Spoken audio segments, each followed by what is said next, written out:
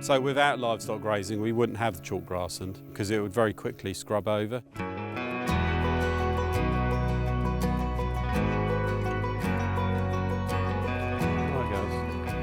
So at Appleton Farm we've got a flock of breeding ewes and we've also got a herd of suckler cows. Hello, Bluebell. Hello. You up to? So we'll walk through into the next field that hasn't been grazed since September last year. You can see the wildflowers here, it's quite a lot. So we've got a lot of pyramid orchids at the minute. It's just a lovely spot and you've got a great view across the farm. Where's he gone? Ned! Ned! I can see him, just see his white stripe. Ned, here! Yeah, where's he? Come on. The chalk grassland is on the edge of 4 fields. So when the field's in arable, it won't get grazed. So basically, the arable crops give the bank a break. So obviously this field with the chalk grassland bank has got a field of wheat as well. So once the wheat's harvested, we'll have the cows out here. The cattle are the important management tool on this grassland because you need to take down the tall grasses. And there's a lot of bulk here, so the cattle will tear that bulk out quite quickly. And the sheep would pick around and just pick out the shorter stuff. So we just basically use the cattle on grazing these bits that are in the arable rotation. In a very dry summer, you cut the wheat here and all of a sudden you've got all this grass for the cows. So during the time when the field's in temporary grass and the bank gets grazed, they're only grazing what's there, so there's still a seed bank of wildflower seeds. So as soon as we shut the field back up into arable and the bank doesn't get grazed during the summer, like behind me, you can see all the wildflowers.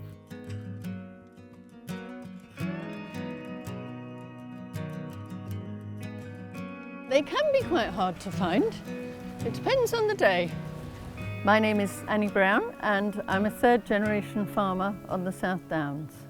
So here we have our herd of goats, which probably have one of the best views. They're doing their afternoon grazing.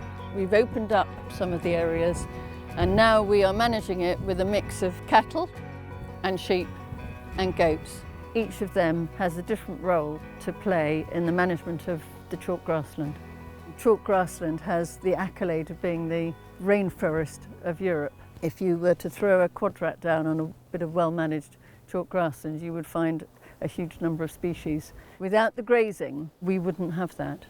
The cattle will eat the long stemmy grasses. They wrap their tongue around them and eat that. The sheep will be more like a lawnmower that will nibble absolutely everything down to the ground.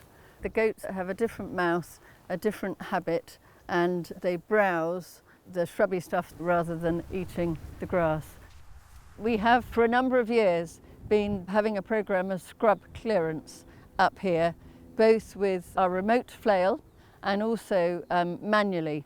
But to follow up any of that work, we need livestock. The goats are a more recent addition to the mix of farming. Slightly unusual in that I don't get any meat or milk or hide from them. They're purely a tool for managing these tricky bits of land, and they're very hardy. They live outside all year round. The goats do have a particular role on this farm, but they are not an easy animal to look after. They do not respect an electric fence. Their horns are quite useful to enable them to slip under. So there is a saying that if you can throw water through a fence, the goats will get through. My son, farming just half an hour from here, has a different breed of goat, which he is now using for producing goat meat that is proving very popular, particularly in the restaurants in Brighton. You can hear the skylarks as we're speaking. We can produce food and make space for nature, and we can encourage people to come and enjoy this fabulous countryside. What is there not to love about having a walk in countryside like this with animals grazing, birds singing and the sun shining?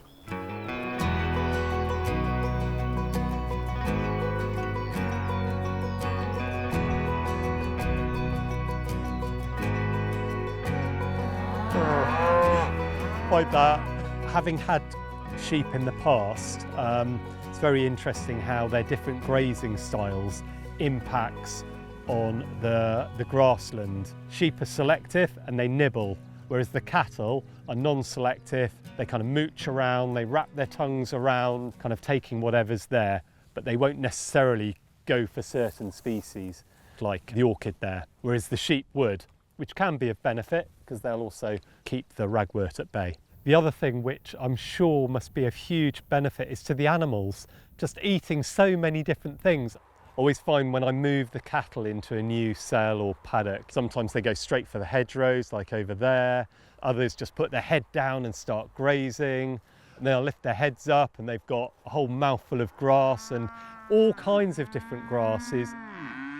You know, it's that variety and diversity of forage has got to be a good thing, not just for their health, but ultimately for our health as well when we're eating the meat.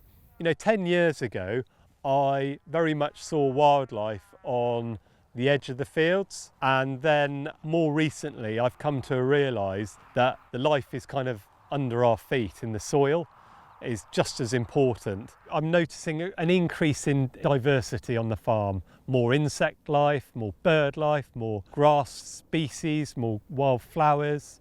The farm seems to be more alive. It feels like it's kind of breathing more. The last time this was surveyed, there was 140 species of plant. My hope is that we can carry on a viable farming business that is sustainable, so we can make some money, we can produce some meat, and we can look after the environment for the next generation.